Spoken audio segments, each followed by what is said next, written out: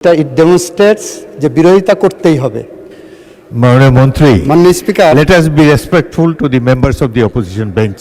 My lord, আমাদের যারা সরকার দলীয় বন্ধুরা আছেন তাদের কাছ থেকে আমরা জুলাই সনদের কথা শুনি।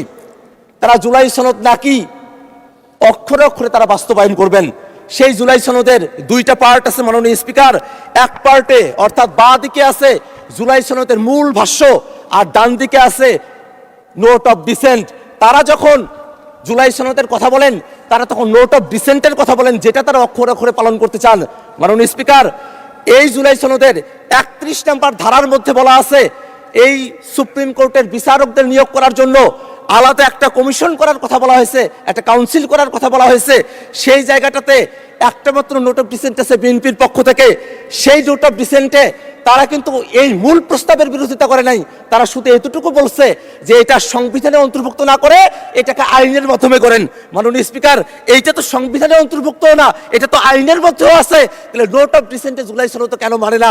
মাননীয় স্পিকার, মাননীয় সংসদ সদস্য এতটাই হাইপার ছিলেন যে আমি এই প্রস্তাবনাটা উপস্থাপনের আগেই উনি লাফ মেরে দাঁড়ায় গেছেন বিরোধিতা করার জন্য। এইটা ইট ডেমনস্ট্রেটস যে বিরোধিতা করতেই হবে।